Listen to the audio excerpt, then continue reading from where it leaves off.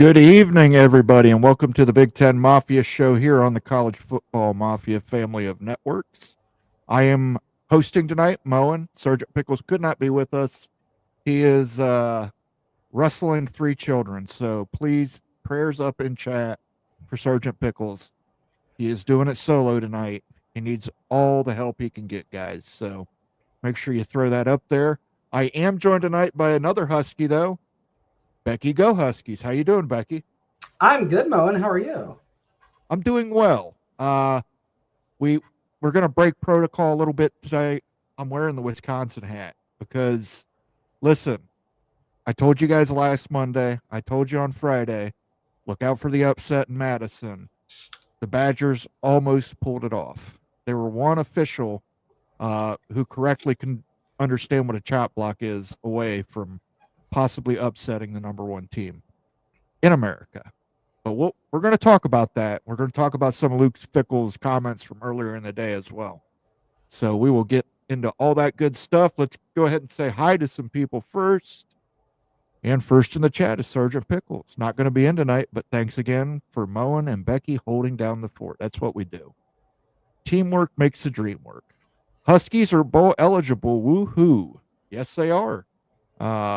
Rutgers and Washington both became bowl eligible this weekend. Yeah, finally. And Michigan has not. Michigan can get bowl eligible this weekend, but we'll see if they can pull it off. Yeah. Scavin, yes, says good evening, Moen and Becky. Good to see you, Scavin. Not a good game for you this week, unfortunately, but Bob Swanger's in the house. Good to see you, Bob. Stephen Vitt stopped by just to say, how's it going? And then he follows it up and says, Bobcats just got to beat Toledo, and I think we'll play for the MAC title. Good luck to the Ohio University Bobcats. Jason Candle's a tough coach, but Toledo has fallen on somewhat hard times this season, so I'm pulling for you guys. Daniel Guyx is in the house. Catch Daniel tomorrow night at 8 p.m. on the Big 12 Mafia Show. Jimmy Autzen is in the house. He is like number 6. I'm sure he liked the result. He probably didn't like the performance from the Ducks on Saturday, but you got to take what you can get. As they say in the business, a win is a win is a win. Illini Ted, again, another winner this weekend. Got a lot of winners this weekend. Tony Washington is going bowling. Congratulations, Becky. Minnesota going bowling too, so yeah. You're like number 10. That's good. Number 10. Good evening. Washington State got eaten by the New Mexico Lobos. Oregon State were grounded at Air Force. How do you feel, Beck? Boy, you really want her to twist that knife. They just want me to go in there. I mean, Wazoo beat us. I don't have a whole lot to say, but they couged their season, which they usually do. So we call it couging it. It's when you do something so stupid that only Washington State is capable of actually being that bad. They couged their season by losing to, of all teams, New Mexico. Made me laugh. Replica says, good evening, Mafia fam. Good evening, Replica. Let's jump right into it. I want to show you something. I brought this up on last night's show, and I didn't have it open, but let me pull it up here. I still have not heard yet if the Big Ten is going to do anything about this. Number 6, Fitzgerald for the Northwestern Wildcats. Tackle is clearly made, continues to hold an ankle lock on Jeremiah Smith. Just completely unacceptable. Since then, the young man has deleted his Twitter account, obviously because he was getting pegged with clips of this over and over and over again. But this is the kind of dirty play we don't need in college football, let alone the Big Ten. Has no place in it. Gator rolls, real chop blocks, ankle twisting, taking people's shoes and throwing them down the field. This isn't the SEC, y'all. This is a Big Ten.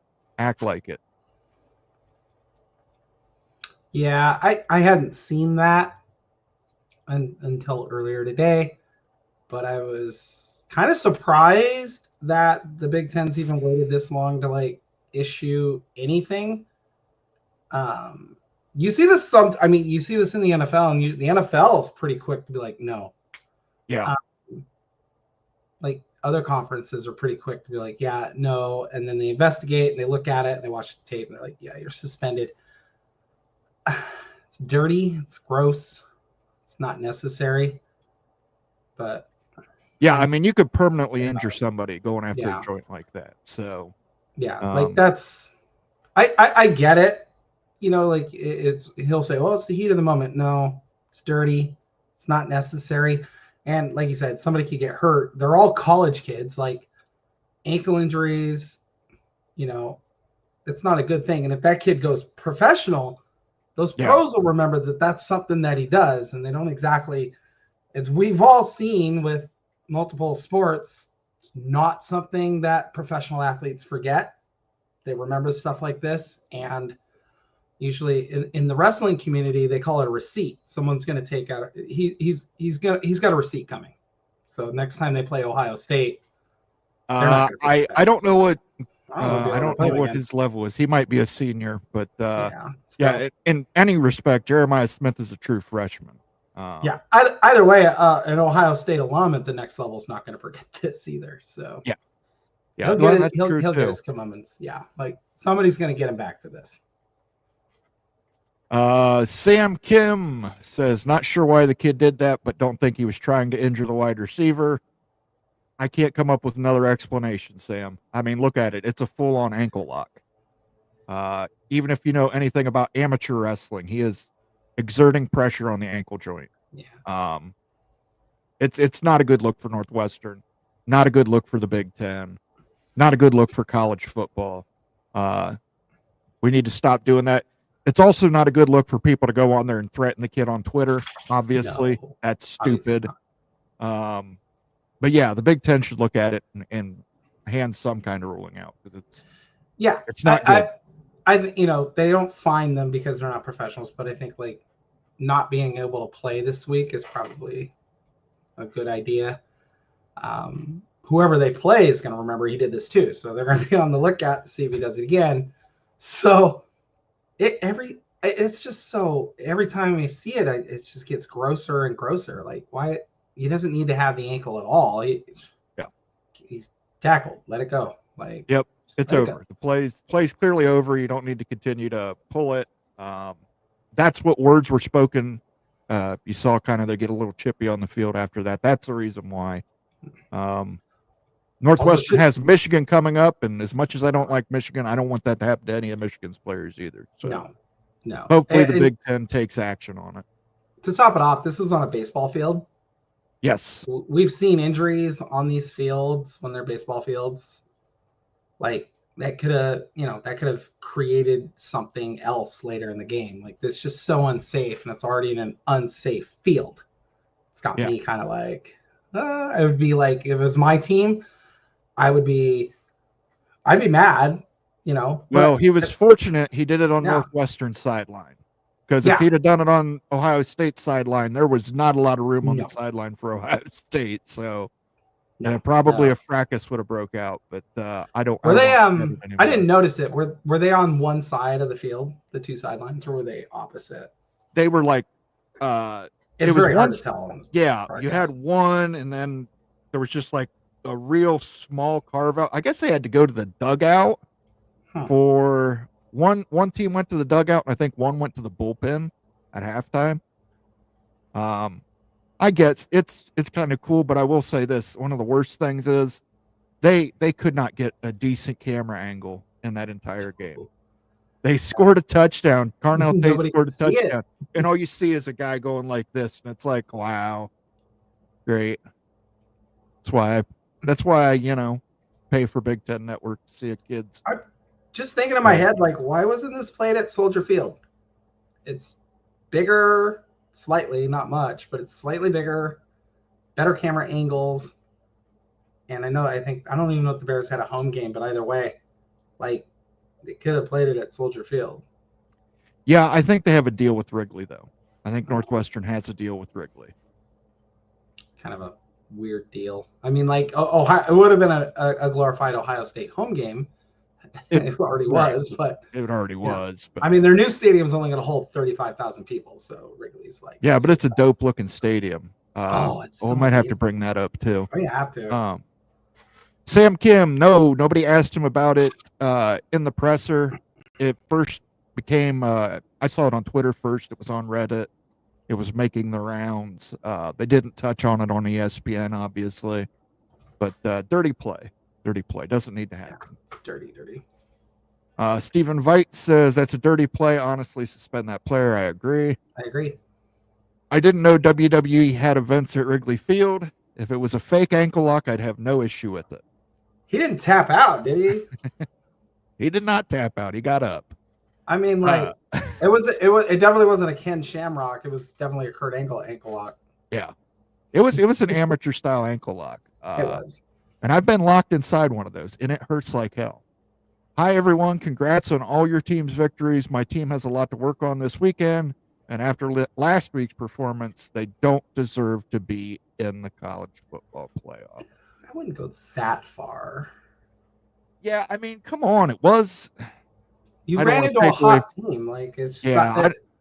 And there was a weird play where, like, a ball bounced off a special teams player, and it was recovered for like a 1-yard touchdown. I had to watch that more than once because I thought it was a pass. I didn't realize it was a punt at first. I was like, oh wait, he did punt that ball. I forgot they were punting. Like, it looked like he was throwing the ball to that spot and they were meeting it there. I was like, wait, it is a punt. Like, I know BYU fans are down bad right now, but like I said, you just ran into a team that's really, really hot. And Kansas is hot. So they were going to be a good team all year. They just started out slow. So just like, relax. You're fine. You know, still have everything in front of you. So. All right. I'm going to go ahead. Since we're talking about Northwestern, I'm going to pull up that video. Oh. Maybe. It's a gorgeous stadium. I'm telling you, like, that thing is beautiful. It's better than a lot of the NFL stadiums. Yeah, compared to most of the Major League Baseball stadiums. Oh my God. This one won't have asbestos raining on your head, so. Oh. I want it to play in here. All right. So this is a look at New Ryan Field. Pretty cool.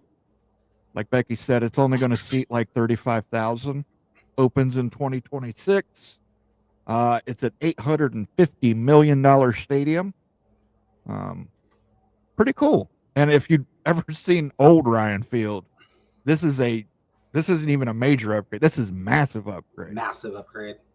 I mean, old Ryan Field, the visitors' locker room, I'm not joking. You had insulation and asbestos and God knows what falling on players' heads. So could be worse. Oregon's, a lot of people don't know this, Autzen doesn't have an away locker room. They're portables like you would get in school. I'm not kidding. They have to basically wheel in trailers. I think I would still take that over asbestos raining on my head. Probably would too. I just think I'm like, it's gorgeous, and they're going to have an ice rink outside of it. Mm-hmm.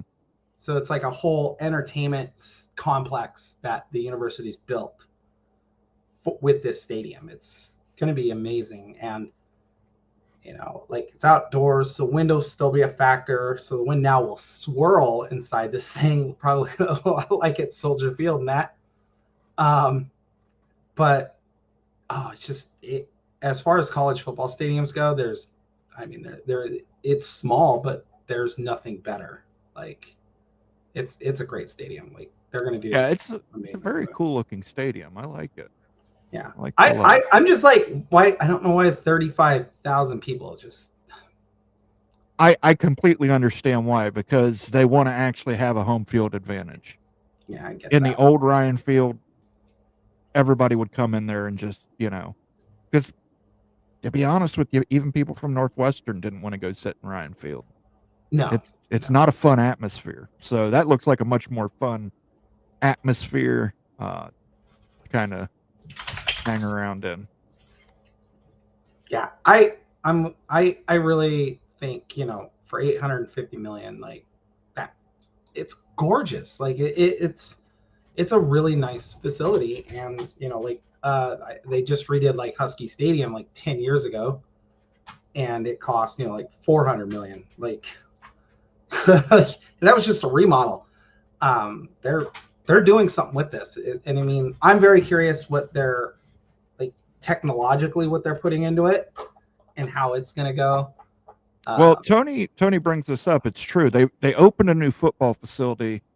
I think it was just 5 years ago. Yeah. 260 million. That's over $1 billion in spending on football in a decade. Yeah, that facility is gorgeous too. Have you seen that, their indoor facility? Oh, as is their production facility. If you guys haven't had a chance, look up the Northwestern production facility. All the Big Ten schools have production facilities on campus. The one in Northwestern is really, really nice. Washington's really great. Getting ready to build a brand new one themselves. We have a brand new basketball facility being built that's going to be gorgeous, because we used to have swimming and we got rid of it because it was too expensive. So they finally, after 15, 20 years, demolished the pool. And they're now building a basketball facility there. And yeah, $260 million plus another 850. They're all like, anybody who says, well, it's Northwestern, they're blah, blah, blah. This is why they have a seat at the table, because they're willing to do every single thing that an Ohio State and a Michigan would be willing to do. Oregon, this is what Oregon's done in like 20 years, 25 years. People don't know. Go see, when you go to Eugene, everything that Oregon has is brand new. Every facility is brand new. They rebuilt everything, and they're getting ready to build another like $300 million football facility that's they don't even need, because they have another one that they built like 15 years ago that's still amazing. Yeah. So like, this is the investments that you have to do, and this is what they're doing. It's amazing. Like, this is why, you know, oh, it's Northwestern. This is why Big Ten schools don't want to get away from them, because they're also willing to spend like them, and they're also willing to do what it takes to become winners.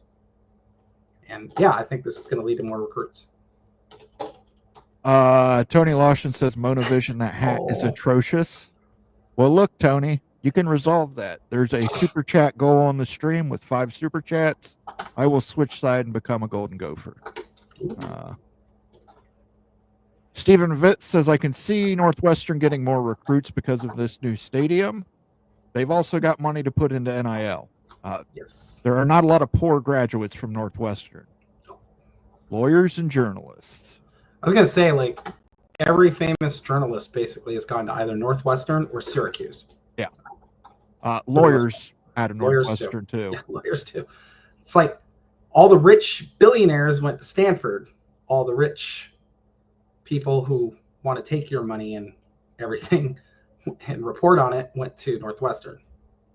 Like, schools are just ridiculous. Like, USC is loaded, too. Like, they're building a new football facility, for those who don't know. They just broke ground last week. Yeah. And, well, we'll see. Mava, we'll talk about them. We'll talk about them. Mullen, A-Rod's play calling is awful. 4 trips to the red zone and 6 points. I am losing years off my life wondering why A-Rod abandoned the run. Defense was awesome. Well, hey, look. You have a bad game, sometimes you got to fire your offensive coordinator. Speaking of that.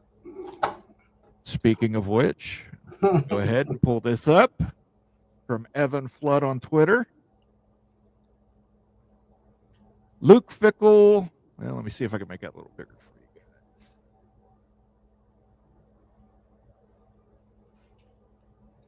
Luke Fickle was asked who will be calling plays for the Badgers going forward.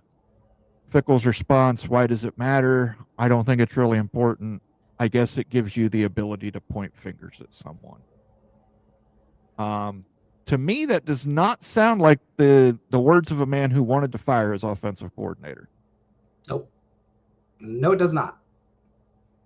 So sounds to me like someone's saving his own butt, basically. Like, yes. Those who don't know, he fired his offensive coordinator yesterday? Today? Yes, yesterday. It's yesterday. And right after playing Oregon, I did know they were 101st out of 134 teams in total offense. So I get the reasoning behind it. This quote, though, this quote is like, sorry, like, the reporters have to ask. They have to know who to ask pertinent questions to. And people want to know. Like, it's not a finger-pointing thing. You know, the players you can call whatever you want. The players have to execute. They didn't execute on Saturday at times. They were terrible in other ways. I mean, the quarterback was missing wide open running backs out of the backfield. He was missing wide open receivers. They couldn't block to save their lives. But, I mean, like you said, I think he didn't want to fire him. I think he was told he's fired. Yeah. Like, either you fire him or I'm firing you and him. So. Yeah, and he's only in his second season at Madison. So. And the alumni, the football alumni, not just the alumni, but the football alumni are annoyed with the look of the offense too. So the AD is hearing it from multiple different directions. He's hearing it from Barry Alvarez too. Barry Alvarez came out last week and says you need to recruit what you can consistently recruit. And basically said we used to have camps in Wisconsin during the summer and 300 linemen would show up. So we always knew we could recruit linemen. I mean, Wisconsin and Minnesota are loaded with one thing only. Big boys. They have linemen everywhere. And you can find a 2-star offensive lineman. Oh, he's a 2-star player. He will be a 4 or 5-star player within 2 years. Because that kid is already 6'6" and weighs 290 pounds because he's been out on his dad's farm loading hay bales for like 8 years. Yep, that twisting. Iowa's the same way. Iowa and Nebraska as well. Yep. Anywhere in North the Dakota. breadbasket. Yeah. Even North Dakota, they're like, oh, why is North Dakota State so great? Well, have you ever seen their offensive linemen? There's some monsters. They're monsters. Got one of them on the Cincinnati Bengals. Yeah. Ain't worth a crap, but we've got them on the Bengals. Right. Does the stadium come with a retractable roof? The renderings look similar to Deutsche Bank Park in Germany. It does not. It's an open roof. That's just the sunshade, weather shade for the top deck that's on there. Yeah, it's kind of like the field is sunk in. So when you walk in, you go down. Stadiums that are similar, like in Los Angeles at SoFi. So if for those who've never been to SoFi down in Los Angeles, you actually walk in on the ground level and then the stadium's down. So you have to walk in and then go down the stairs, basically, to get into the stadium. For those who don't know.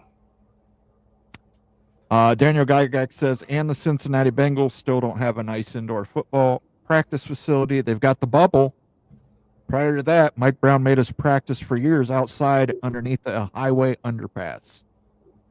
I am not joking. The Bengals practice field was underneath a highway still under underpass. There. Yeah. He's going to invest in an inflatable bubble. So Sam Kim says it's nice to have a rich uncle. I agree. Wish I had one. Right. That's why when people say the Big is going to kick Northwestern out, they should be laughed at. Yeah. It's more than just football, guys. Bob Swanger says Penn State is doing a $700 million upgrade to Beaver Stadium. Yeah. Get these $100 million media deals. It'll go. I know, but didn't they just upgrade the stadium? Somebody correct me. I swear they just did that. What are you going to do? Add 20,000 more seats? The only way you can do it in those old stadiums is like Michigan did it, where they keep sinking the field. Yeah, you gotta go down. And the problem with that is it doesn't catch the thing about playing at Michigan. It doesn't trap any sound because they're so concerned about having the largest possible audience It's just a gradual slope. Nothing gets trapped. It just kind of goes up and out of there.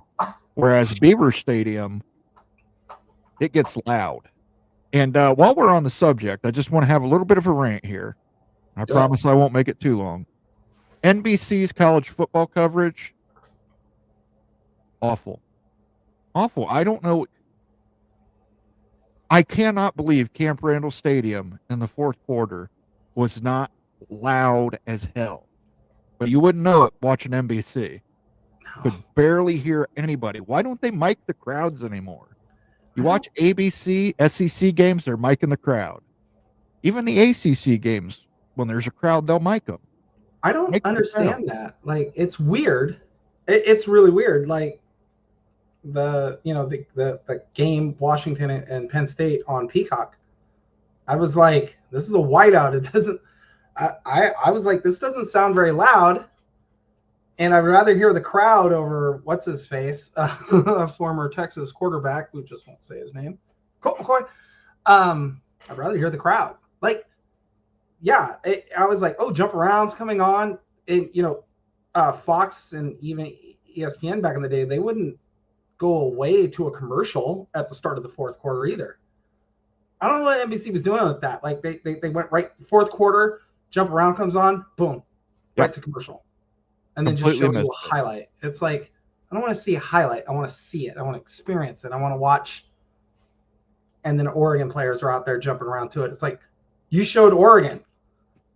I want to see the crowd because the whole crowd's jumping. I don't care about that Oregon's like, hey, we're going to jump around too. It's such a great tradition, and it just it kills me. I understand there's certain rights issues. I don't know if it's a music rights issue, but like, it used to be Ohio State, you could always see their halftime games on, they would never cut away. Now we get halftime shows. And by the way, the studio show for the Big Ten, awful. Awful. Yeah. Colt McCoy and Chris Sims, awful. Awful. Chris Sims is just terrible. He's already the bane of existence for NFL fans. Like, he's like, oh, I want to be an NFL GM one day. And we're like, no. He couldn't even be a college quarterback. Why would he try and be a G? Like, you couldn't play quarterback at 2 levels. I'm sorry. You only got that job because of who your daddy is. Yeah. Definitely. And his dad's not very good either. So, but I like Joshua Perry. I like Nicole Auerbach. Just come on, guys. We can get some better people on their NBC. I like the crew. I like the crew that's on the field before the games. Yeah. That crew is great. Like, show me more of them. I mean, of course, one of them's a Seahawk legend, but, Penn State grad. Penn State quarterback, played fullback in Seattle. Of course. Speaking of fullback, they got a hell of a fullback, tight end, offensive guard, offensive lineman, wide receiver, quarterback at Penn State right now in number 44. Yeah. Some of his highlights are insane. That kid needs to be considered for if he's not an All-American, I'll be shocked. I think he should be a Heisman contender, but he won't. But I know he won't. But what is up with that response, Fickle? Almost sounds like it was forced from above. That's what we're thinking. Yep. Stormy Cyclone. Hello, everyone. Second-time listener. Nice to see the Big Ten making the SEC nervous. Yes. By the way, this Sunday, depending on what happens on Tuesday, how many SEC teams are in the field, I will drink a shot for each of those teams on Sunday's Mowing After Dark. Depending on how many Big Ten teams are in the field, I will drink a shot for those teams on Big Ten Mafia. So come on, guys. Everybody needs to pull together to get as many Big Ten teams into the college football playoff. Wow, it'll be 4. It'll be at least 4, yeah. It'll be 4. We'll get into it, but I mean, it's 4. Fickle is being forced to go back to Badger Ball. Yes, he is. That's what we've been saying. Like, the football alum have been very vocal and loud that they don't want that anymore. They want to run the ball. They're like, hand the ball off. Oregon looked like a tired football team, but Whiskey played their hearts out. I was impressed. Wisconsin's defense stepped up. Yeah, big time. Up in a big way. Big time. And it's a shame their offense couldn't pull that out for them. But I thought they dominated the O-line. When they want to run the ball, they dominated the O-line. Like the O-line dominated that game. Whenever they needed 3 yards, they got 5. Like they ran an entire, like it was like 16 plays. It took like 16 plays and like 62 yards, and it took like 9 minutes. Yeah. They ran the ball for like 15 of those 16. I swear to God, like that's not what it was, but like they ran the ball almost like 11 or 12 of those 16 plays and just ran it right down Oregon's throat. And they only got a field goal. Glenn Hanna, my favorite part of the game was the third, fourth quarter jump around. Dan Lanning let the 4th and 9 play go into the break, let jump around happen, and fired up his players to join in. That's every team's players join in on jump around. It's like the wave at Iowa. Oregon has been traveling back and forth across the country for 5 games straight and have played 8 straight weeks. It was bound to catch up with them. Well, you got to bye this week. You can't lose the number 1 seed this week. Yeah. And I mean, and you got your rival next week. So it's going to be a long 2 weeks. That's when the game turned. Oregon converts the 4th and 9, then wins. I'll give you that. You converted the 4th and 9, but that fake field goal call was a real head scratcher to me, and it wasn't a chop block. It wasn't a chop block. The fake field goal made no sense to me because the punter is running that ball, not a running back, not a quarterback, the punter. I don't know what they were thinking. I thought it was great. It did catch Wisconsin off guard, but that kid, I'm faster than him probably. He was never going to get there. Penn State capacity is shrinking. Focus now is on luxury options. Okay, good idea. By the way, I think every university is doing that now. Everybody, because they need to make money. Everybody's doing that. Even in professional sports, they're building more luxury boxes and things like that. So that doesn't shock me. Listen, if they want to spend money, and this is a follow-up here, they needed luxury options to host events like concerts, NHL, WWE. If that's the case, they need to improve the infrastructure so people can get in and out. If you've never been to Beaver Stadium, trying to get out of Beaver Stadium, regardless of what time of day it is awful. It will take you 2 to 3 hours just to get out of town. It is terrible, guys. My friends just found out. Oh, they went to the game with the. Yeah, I was. Okay. So I was supposed to go, but I had a work thing, and they wouldn't let me have the time off. So I sold my ticket to another friend, and then I canceled my flight and used the flight credit. He just paid me for the flight credit and just booked his stuff. But yeah, they found that out the hard way. Took 2 hours to get back to the hotel because there's no Ubers. You had to drive in. Somebody had to stay sober. Mm-hmm. I was like, yeah, good luck, guys. I'm glad I didn't go. Yeah, especially with how that game turned out for you. I don't blame you. I would have left at halftime. I'm not gonna lie. NBC also is annoying with a field goal is made. They run 3 minutes or so of commercials, kick off 3 more minutes of commercials. That's got to be annoying as a player. I think all the networks are running too many commercials. Yeah. The amount of money that they're spending on these guys, just get ready. It's going to be a ton of commercials.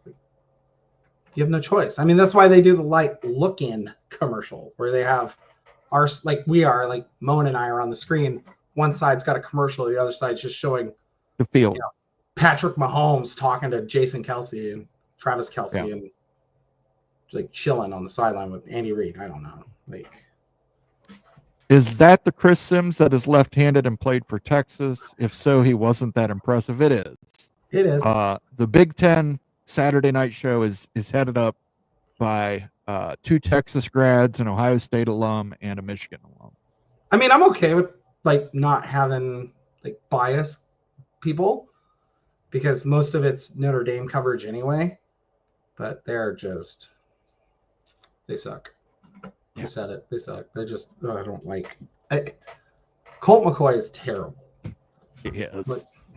Like Tom Brady's not great, but Tom Brady's better than Colt McCoy.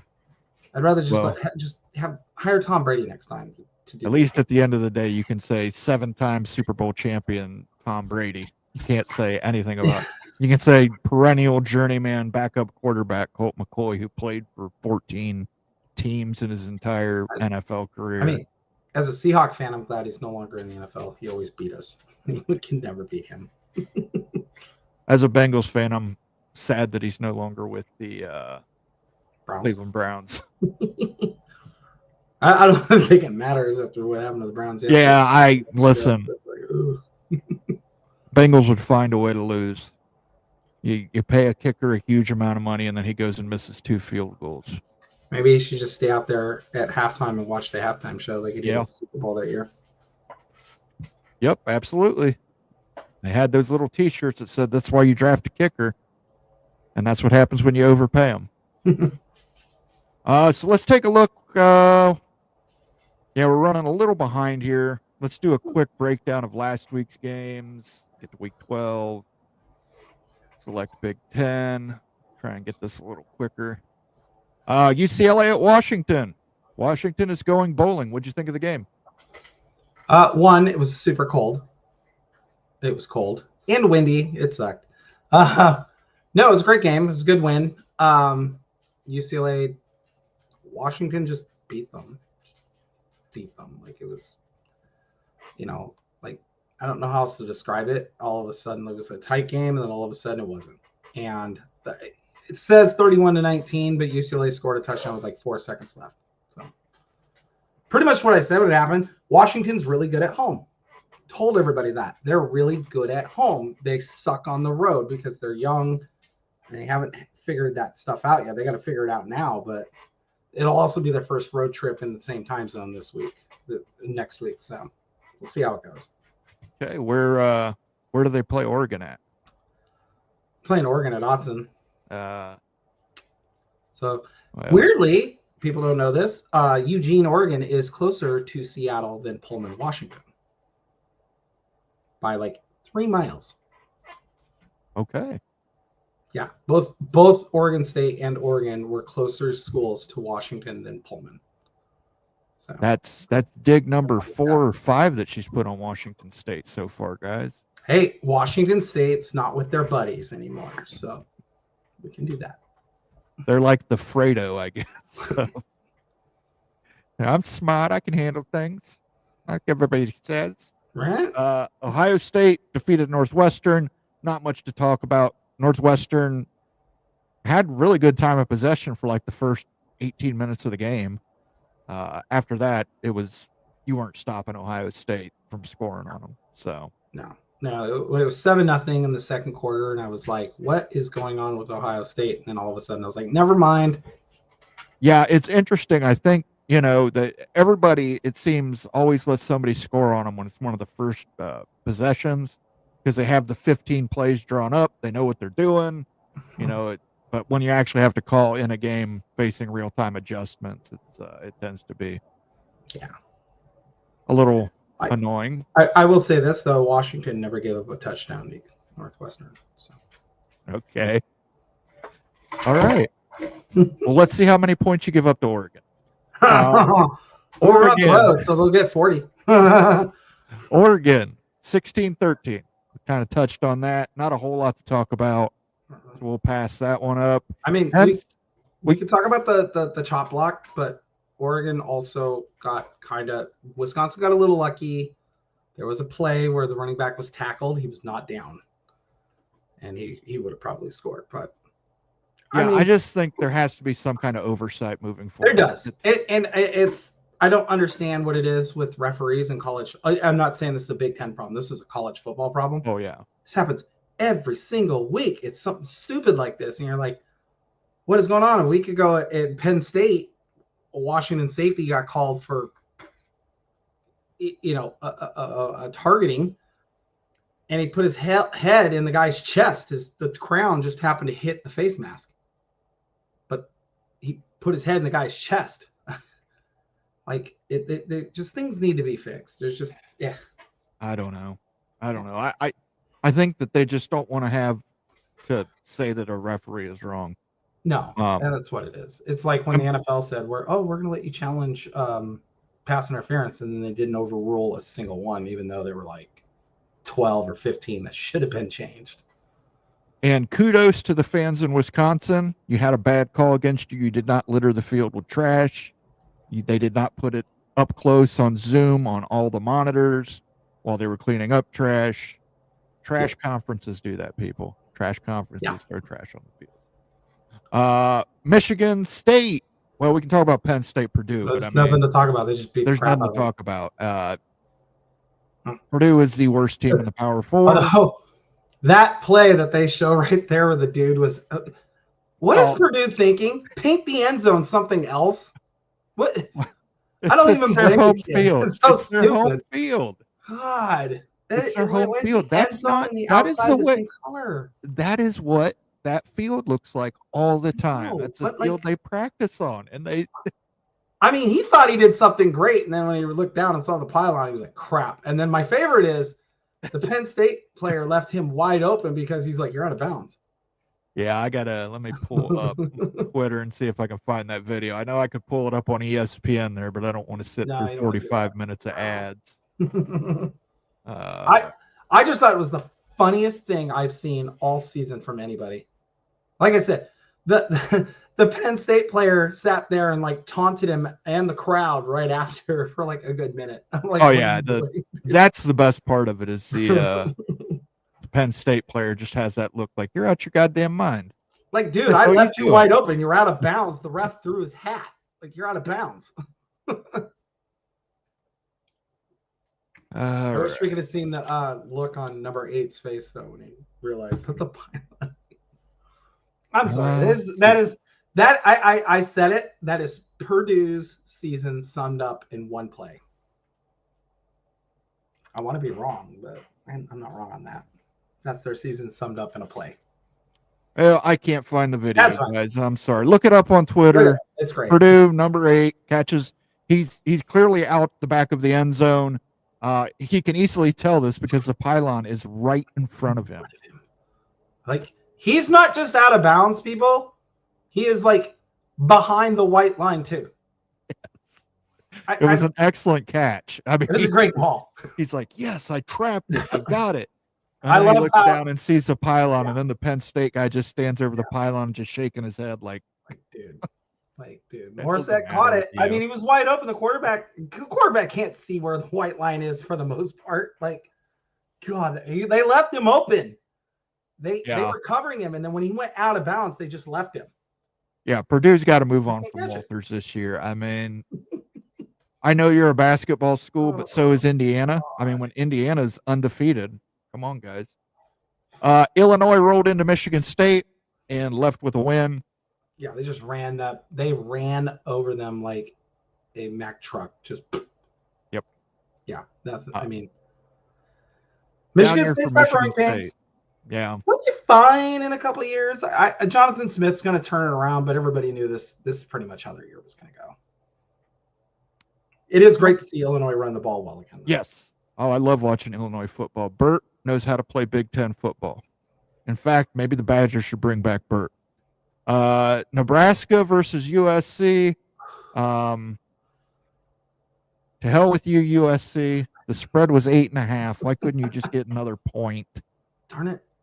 I don't know how Vegas pulls this off I don't know. 28-20 in the Coliseum.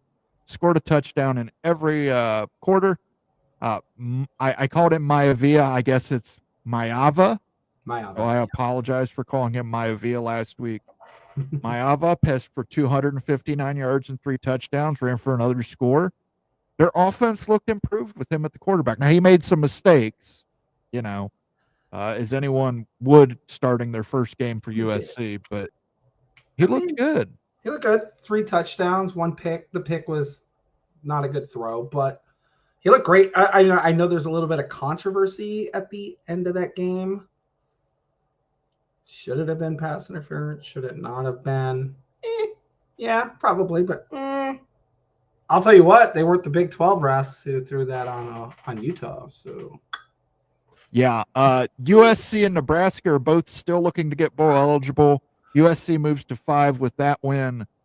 UCLA this Nebraska week has to play Wisconsin this week. You know, they might get both of those teams have teams coming off losses, and you know, UCLA has USC and then Fresno State at the end of the year, and they have to win both to become bowl eligible. And I think Nebraska, they've got 2 games left as well.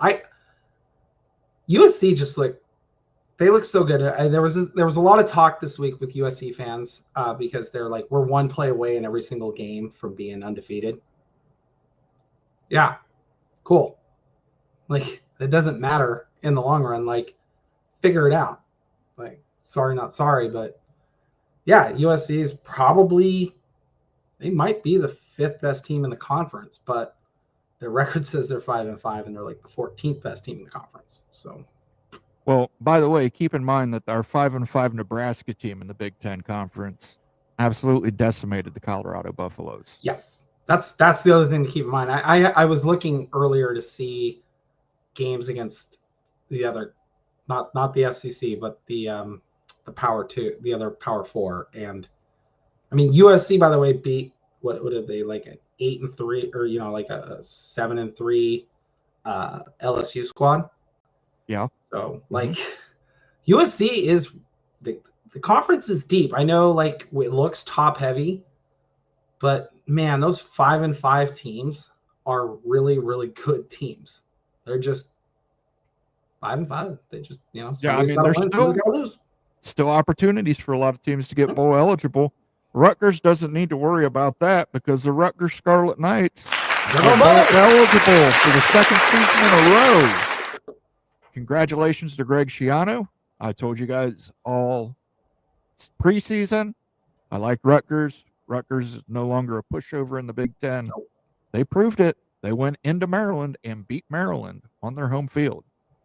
Maryland slips to 4-6, not bowl eligible, and probably won't get there. No. And Maryland's defense is not terrible. They give up. The big problem with Maryland, their offense is really, really good. They just, I don't know what it is. They can't score. They get yards. They will control the clock. They can't score. They probably beat Oregon if they could just freaking score. Yeah, once they lost Tagovailoa, that kid was kind of, I don't want to say he was a fantastic quarterback, but he could make things happen. No. He is like, I mean, his brother with the Dolphins. Like, he makes things go. He's really smart back there at quarterback, and he makes up for a lot of their things. Like Cam Ward at Washington State last year. Washington State, I don't think they win 3 games without Cam Ward, but Cam Ward, they're 7-8 win ball club, and it's like, some quarterbacks just do that for you. Oregon State last year, DJ Ongolele, and we see him down at Florida State. You can see like some teams just need that guy, and that's I don't know what else I need to get a bell here because that was another shot at Washington State for those keeping count at home. I'm having fun with them tonight. Friday night, strap in, guys, strap in. Purdue travels to Michigan State. Probably one of the worst matchups of the Big Ten football season. Can Purdue get a second win?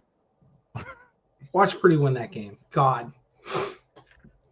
Yeah, if you're Michigan State, that's the one loss nobody can afford this year. You can't be the team that lost to Purdue. It can't be. I mean, Illinois was so physical with Michigan State that's probably how Purdue wins. They're tired. They're still busted up from Illinois. Illinois ran that ball right down their throat. Purdue can't do that. But Michigan State's going to be battered and bruised from that game. So if Purdue's got a shot, this is their chance. And it could be the Purdue team that showed up against Illinois. There you go. That team shows up against Michigan State. Good luck, Michigan State. You're going to lose. That's why I said everybody. I think even our worst team, Purdue, could beat some of these bad teams in other conferences. They're just really bad. We talked about it a little last night. We'd like to put Purdue up against Florida State. I Just would so Florida love State can score 21 points. Florida State has not scored 21 points this season. I did not school. know that. I did not know that until somebody posted it, and I was like, "There's no way that's a real stat." And then I had to go look, and it's a real stat. Yeah, it's a real stat. That is crazy. By the way, Rock and Rant sent me that stat, Florida State fan. So take it up with him. Take it up with Rock. Next week, Ohio State goes into its third top 5 matchup of the season. It's a biggie. Yeah, we play tough schedules in the Big Ten. Look at that spread, Nolan. I don't. Yeah, and that's moved. It was 11.5, so they're obviously people are betting on people are betting heavy. I think Ohio State wins, but I think it's closer than people think. I think Indiana covers. I think it's a 1-score game. Yeah, I could see Ohio State winning by 10. Yeah, 13.5 is a little rough. 13.5 is rough. Like, that's 2 touchdowns. Like, I could see 10. The question is did Indiana fix whatever it is that Michigan did? Because if not, Ohio State's salivating because they've watched that tape, and they're going to put in the same defensive scheme to an extent. They'll fix them. They'll tweak it. But man, Ohio State Indiana's going to get the ball run right at them. Yes. And Ohio State has 2 All-American caliber running backs. They're not going to make one of them is going to get it because the other All-American's already taken. But those 2 running backs are really good. They're not going to get tired. They're going to just continue. They're going to feed them and feed them and feed them. My question is, can Indiana's front 5 block the front 7 of Ohio State, especially at defensive tackle, because we know who's at defensive tackle or defensive end for Ohio State, and he's going to come off the edge every single play at a high speed, and I think he's going to get home. But it's as long as he doesn't over pursue. Yeah, that's the big thing. If they can keep the quarterback in the pocket and get pressure on the interior, not just off the edge, they're going to beat them. They're going to beat them well, but God, Indiana's offense is so good. And Signetti, the dude can game plan. Like, the dude can game plan. Like, I don't know what else to say. Like, they just beat you. Listen, and they beat you soundly. Yeah, he just got a massive pay raise. He's not leaving Indiana. He's not going anywhere. So that's bad news for the rest of the Big Ten. He's getting paid Jed Fish money, and he's only been an FBS coach for like 3 or 4 years now. Like he's got a huge contract now, so the pressure's on him. He has to do something. But it does keep teams like, I don't know, LSU waiting. It keeps them away. It keeps the Notre Dames of the world away. Keeps the Oklahomas, because I think Oklahoma's going to be looking for a new coach soon. It keeps those teams, Florida's, keeps them from being able to poach the guy. So smart on Indiana, by the way. Smart on Indiana. If they want to poach him, they have to pay Indiana a boatload of money.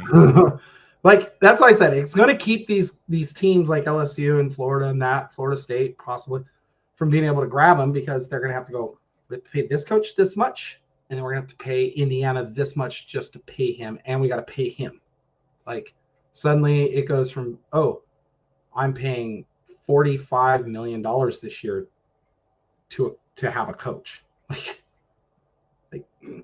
it keeps them away. It's smart. Yeah. It's very smart on their part. Illinois travels to Piscataway, New Jersey to take on Rutgers. This is a pick'em. The spread's only 1.5, guys. If you ever see a spread 1.5, it's a pick'em. It's not going to pay well, but it's basically a 50-50 bet. I like Illinois in this, actually. I like Illinois, but you know what else I like? This is like old-timey football. Like, it's Army and Navy, because these teams aren't going to throw the ball. They're going to throw the ball. They don't throw the ball anyway. Like, and they play like a pro-style offense. They're not going to throw the ball. It's going to be fun. I'm going to watch this game because it's going to be fun. I can't wait for this one. This one's going to be just fun. That's 12 p.m. on Peacock. I think that one might get overshadowed. It might. And then on Big Ten Network, Iowa goes to Maryland. Iowa is bowl eligible, favored by a touchdown. Maryland, you haven't shown me you can win on the road or at home. Give me Iowa. Give me Iowa. Also, Iowa just kills me because I don't know what offense shows up. The one that scores 40 against like Washington, or the one that can barely score like 20. But they still win because they're Iowa. I don't know. Iowa's unless they're playing Michigan State.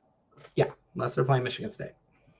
The 3:30 slot on CBS, the Penn State Nittany Lions still have college football hopes and Big Ten championship game hopes alive. Travel to play the Minnesota Golden Gophers. Sorry, Gophers. I like Penn State. Yeah, 12.5. Yeah, they're going to blow you out. I did hear the last time Penn State rolled in there like this as a big time, like 2019, as a big time ranked opponent, they did not walk out with the win. But Minnesota's better than any of us thought they would be. No, and the Minnesota and USC, Minnesota's gotten the bounce their way in a couple of games. Like, no offense, but I mean, they should have probably beaten Michigan too. They should be 7-3, maybe even 8-2, because that North Carolina game. That North Carolina could game have gone their way too. They could absolutely be 8-2 right now. So they're better than we thought, and I just don't think they have the firepower to keep up with Penn State. Penn State is defensively on a mission to just punish teams. They're not giving up crap. They give up 13 points in 2 games. They're not giving up anything. All right, we got a super chat here from Tony Lawson. 34 degrees, high temperature in Murderopolis, Saturday. Listen, Tony. Pennsylvania and Minnesota aren't distant relations, okay? It's kind of all the same Great Lakes weather pattern. We're all kind of used to that. Cold, rain-filled Octobers and Novembers. So, yeah, I'm just wishing like these games were be playing. Like Friday could have been a lot different with the weather here in Seattle. For those who don't know, tomorrow night we're supposed to have a hurricane force winds come through in a storm. So for those who don't know, God, I hope Ohio State plays them early next year. Like this is like all this stuff. That's why we're like, oh, it's cold. Cool. Have fun. Because it's wet and ridiculous right now, and it's 40 degrees today. It's 40 degrees right now, and it's raining. So, yeah, I don't think the weather is going to matter to Penn State. Like you said, Penn State. What is 34 degrees in Pennsylvania versus 34 degrees in Minnesota? 34 degrees is just cold. Yeah, it's cold, but I mean, like it's not like the Penn State are not going to be used. No. It's not like Miami's coming up. Yeah, there. I was going to say it's not like USC or UCLA are heading into Minneapolis on Saturday. That I would be like, oh, weather's going to actually that might matter. That might matter. Thank you for the super chat, though, Tony. Yeah, appreciated. Don't want to skip Michigan. Michigan is scheduled to beat Northwestern this Saturday at 3:30. Scheduled to beat them. Because I don't think Northwestern's going to beat them. As bad as the quarterback is for Michigan, Northwestern kind of got exposed a little this week with some run plays by Ohio State. One thing Michigan does really well is run the ball. They can't throw it. Yeah, they can't. Well, that's true. I think for this game, I mean, I love how tickets are $24 because Michigan fans are like, we don't want to go watch this. No, this game here, the key for Northwestern is can they continue with they got the quarterback. I think they have the right guy at quarterback. He just needs time and time to develop and stuff. But for them, it's can they deal with that front seven of Michigan, because the back end is really, really good. Michigan's defense is no joke. Like I think people forget how good they are because Oregon and Texas beat them with basically the same score. Yeah. But teams have had problems throwing the football and running the football against Michigan at times. So I don't see a problem with that this week. I know Badger fans don't want to hear this, but Wisconsin and Michigan have a lot of the same similarities. Very good defenses, just offensively inept. Oh, if I put Dylan Raiola, though, on that Michigan team, they're probably 10-0. Probably. Well, no, probably. They still get blown out by Texas. Yeah, I and think maybe Oregon. I think Texas and Oregon would handle them both. I think they would be. I think the game would have been closer.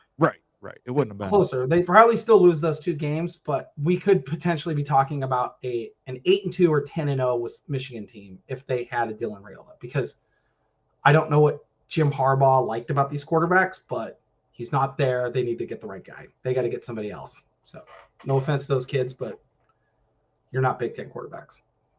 You wouldn't be packed like in the old Pac-12. Those kids would never step foot on the field. Yeah, well, that cupboard was left even less than bare. Yeah. I think Harbaugh took the door and the shelves with him too. I think so. But Wisconsin travels to Lincoln to play Nebraska. Somebody's going to get bowl eligible at the end of this game. Could it be Nebraska? What's the spread? 2.5 Nebraska? 2.5. It's close to a pick 'em as well. Hold on. New play caller. Don't know who it is. New offensive style? Maybe. And one team just had to play the number one team in the country, and the other one had to travel back across the country.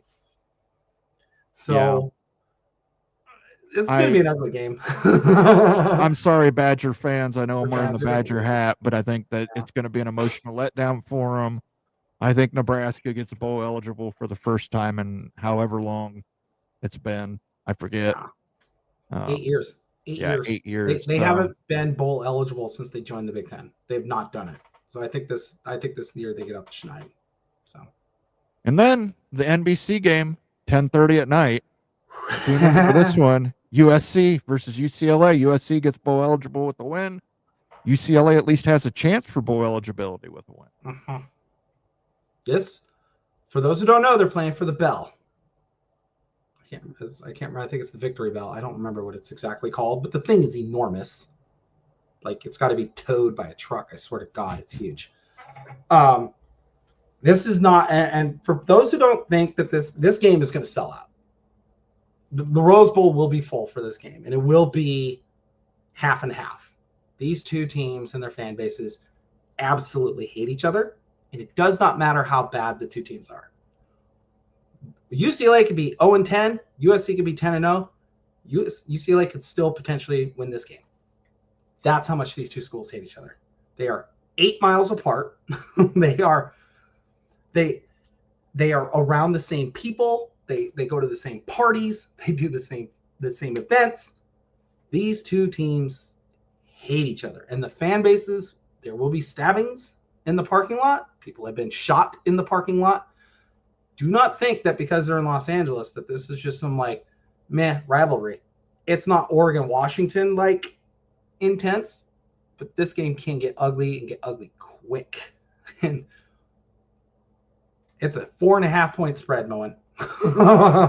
I still think I like USC. I like USC. I like UCLA's defense more than I like USC's defense. However, USC has the quarterback that Lincoln Riley knows can succeed in his system. By the way, USC just flipped a 5-star running threat quarterback who was committed to Georgia. Yes. USC is loaded. Well, he was actually committed to Texas A&M. Texas A&M. Oh, yeah. But that was because they had their original 5-star decommit. And then within a 6-hour period, they had flipped Texas A&M's recruit. So now Texas A&M is out there, and Texas A&M may flip somebody's recruit. And that somebody is LSU, who has the number 1 overall recruit for 2025 and a quarterback. And Texas A&M has apparently made quite the offer to him. So, we're talking 7 figures. Yeah. These kids are getting paid. USC is fine. I know USC fans have been mad all year about how well they played. Rightfully so. You're USC. They don't take losing kindly. But I think Lincoln Riley, he's getting his guys in there, and it just takes a minute. And it's an air raid system. He's got his guys. This all depends on which, Ethan Garber shows up. The one who could run the ball all day against Rutgers and ran and won games, or the one that showed up against Washington who couldn't get out of the pocket and was terrible. Like, I cannot stress to you how bad UCLA was offensively at times against Washington, and Washington was not the reason why they were bad. They were just terrible at times, like missing open guys, could not get the ball out of the backfield. It was just bad. It was just bad, sloppy play. Give me USC. I think they're going to win big. I think they win by 2 scores. Yeah, my over-under is midnight, and that's when I fall asleep. Well, I mean, it's 10:30 on a Saturday night for me. I'll be out at the bar at when the game's closing, getting done. So I'm way too old for this shit. I'm not yet. I'm getting there. All right, guys, we got about 10 minutes left. I'm going to try and run through these comments. We got a lot of comments. As always, we tend to defer to members. Members get their comments read. All super chats get read. If I miss you guys, I'm sorry. We've got over 300 comments since I last stopped. So, Oregon might rest most of the starters. They already clinched, right? Yeah, right. Shut up. They're going to Dan Lanning is 0-3 against Washington. He lost the 2 biggest games in the history of the series. No, he's pissed. He's going to try and blow us out. And you know what? I don't blame him. I would probably do it too. They're mad. They're mad. Like this game could be one of 2 things. Either it's a blowout or it's really tight. There are no in-betweens. I think I might pull. Rivalry goes. I might pull for the blowout, but blowout of the Ducks, that'd be awesome. That catch out of bounds can be a great social media meme. Yes, please. I'm sorry I couldn't pull it up. Someone turn that thing into a GIF, for God's sake. Yeah, just definitely look that up on Twitter, X, whatever you want to call it, Blue Sky. Tony Lawson says this is Nebraska's week. That's probably because they're playing Wisconsin. Moen is right. Booing, horns down, yelling permitted, trash throwing can hurt someone or cost your team. No place for it. Absolutely right. Looking at you, Utah fans. The head cheerleader got knocked unconscious by someone throwing a water bottle. Of course, Ohio, dime a beer night at Cleveland Indian Stadium. Look it up. It got, as you can imagine, getting a bunch of fans and giving them beer for a dime. It got a little rowdy, especially when they ran out of beer. Ugh. Wait, which beer night was that? It was 1974 or 75, I believe. Oh, yeah. That's the Cleveland game, right? Yes. The Indians game? Yeah, there's a great movie that Brian Posehn is in that he talks about it, but I can't remember the name of the movie. Yeah. But yeah, it was quite an it's still told widely around Ohio. Yeah, that's why they don't allow that 10-cent beer anymore. Yeah. I used to go to a bar in Virginia Beach that did 10-cent beers at happy hour for 4 hours. They're like, it's 8 ounces of beer for 10 cents. It's Coors Light. Yeah. You're like, okay, so I can get, it's 2 of these is 1 whole beer for 20 cents. You guys do know that, right? Okay. Listen, I got to tell you, now they've changed it where it's $10 a beer at the stadium. So 10? You get to pay. Oh, no. 10? Yeah. Oh, no. I went to a Kraken game, Moen. It was 14 for a beer. And when I say beer, I'm talking, I had a White Claw. It was $14 for a White Claw. What are your guys' thoughts about the Big 12 and TNT working out a media deal? I think it's a great opportunity for the Big 12. Well, it's not actually between the Big 12 and TNT. It's between ESPN and TNT. ESPN sub-licensed. 12 football games are going to be sub-licensed. Those were games that would be shown on ESPN Plus will now be shown on the Turner networks. But I'm not sure on times. But it's great for the Big 12 because it's more exposure. It's great for the Big 12. Like I was telling people that Fox and Big 12 fans were mad at me, and I got blocked, and I got called an idiot. And I was like, you're probably not getting another deal from Fox and ESPN. Yeah. This is how you make it work. Yep. Show TNT. Show TNT that it's worth it. Yeah. Watch. The downside is TNT is not going to get to pick any games. No. It is literally what ESPN will get. Yeah, but still, whatever crap game, it's 1-6 Utah against 1-6, Oklahoma State kind of games. But watch them, you guys. Even if they're not your team, watch it so that you guys can show TNT like we're worth the investment. Come help us, because all we hear right now is complaining that Fox and ESPN are favoring the Big 12 and the Big 10 and the SEC over the Big 12 and the ACC, and it's like, yeah, those are their major investments, guys. This is your shot to have a network put a major investment in you.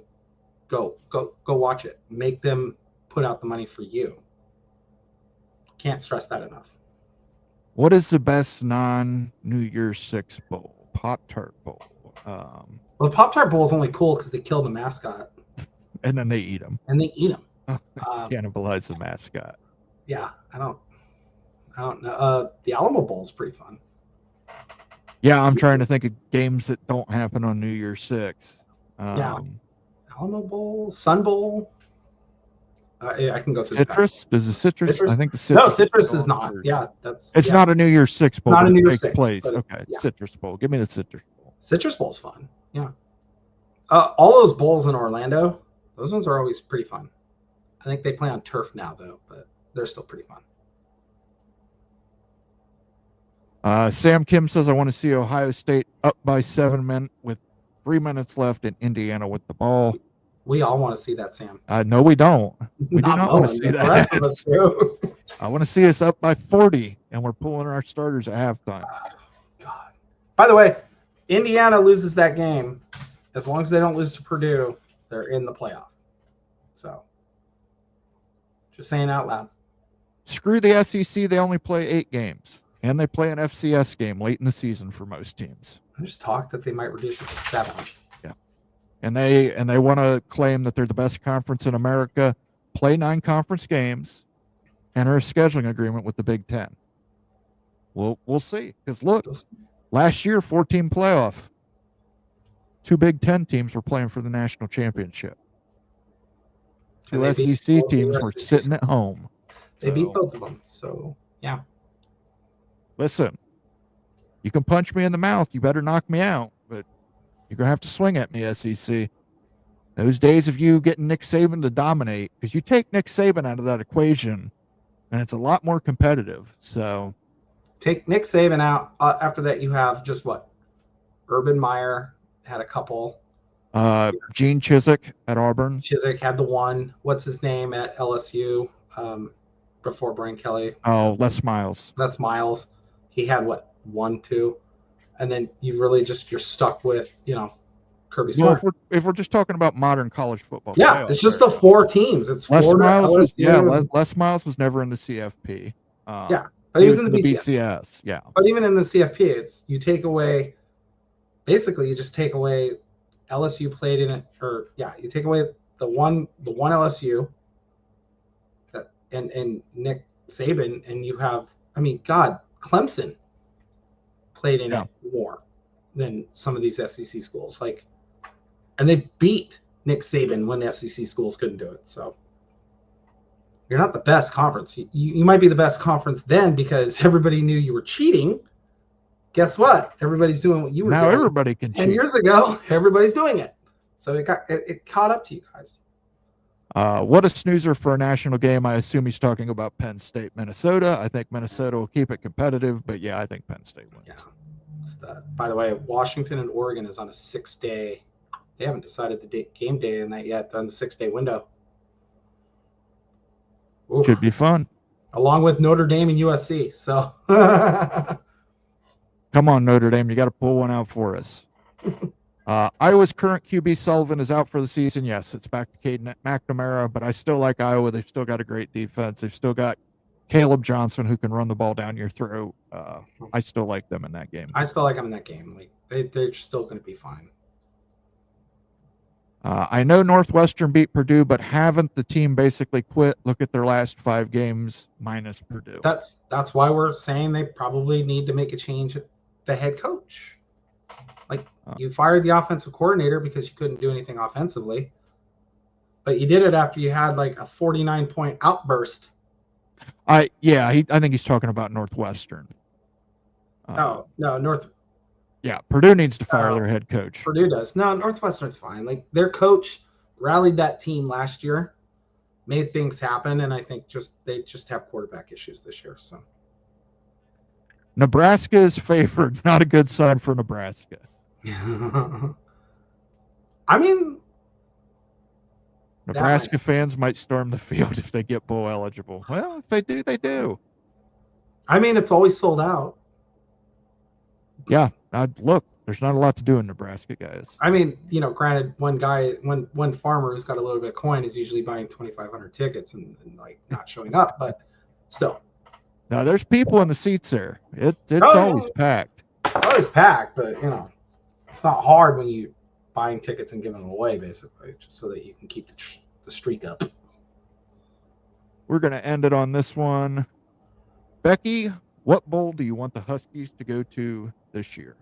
I'll take the Holiday Bowl. San Diego. I would rather, if I was going to travel to a game there or the LA Bowl. I don't think they can. We have to go to the old Pac-12 bowls, folks. So yeah, don't shoot the messenger here. I would rather go to any of the other Big Ten bowls, but we have to go to the Pac-12 bowls because we're contractually obligated still. Because God forbid Wazoo and Oregon State don't force us to do something. Anyway. I think that's dig number 6 at Washington State. All right. I'm hoping to go to the college football playoff as the number 1 seed after getting a revenge win over undefeated Oregon in the Big Ten Conference Championship. They're not going to be undefeated. They're not going to be undefeated. They're going to lose. Well, I would still prefer they were undefeated. I'd rather get revenge against them and then play them in the national championship game for a rubber match. But I will take what I can get. Want to thank everybody for tuning in tonight. Just a reminder, tomorrow, 8 p.m., the Big 12 Mafia Show, if you want to talk Big 12 stuff. Also, keep an eye on our College Football Mafia Twitter. I believe that Nate has a special show set up for Wednesday with a very special guest. Shonsky, if you're still watching, I would definitely suggest you tune into that. That gentleman might be able to answer your questions regarding Warner Brothers, Discovery, ESPN, etc., a little more thoroughly than I can. He also might be able to address some of these college football playoff and television issues.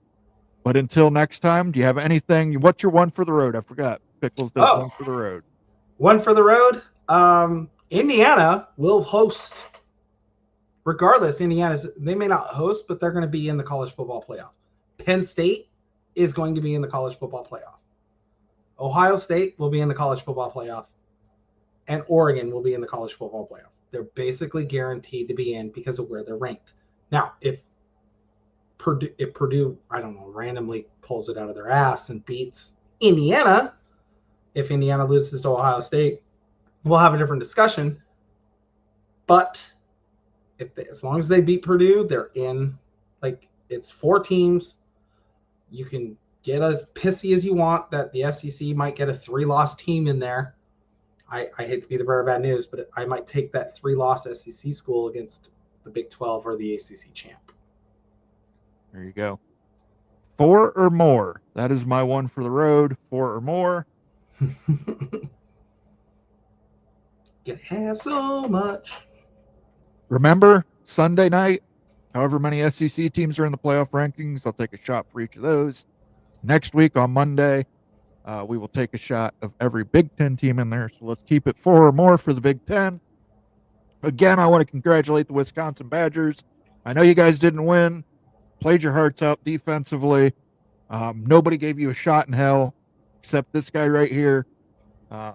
So maybe I'm crazy. Maybe I'm stupid. I don't know. But for Becky, myself, and Sergeant Pickles, we will see you guys next Monday for another episode of the Big Mafia Show. Until then, peace out. Bye, Pickles. Hope you're having fun.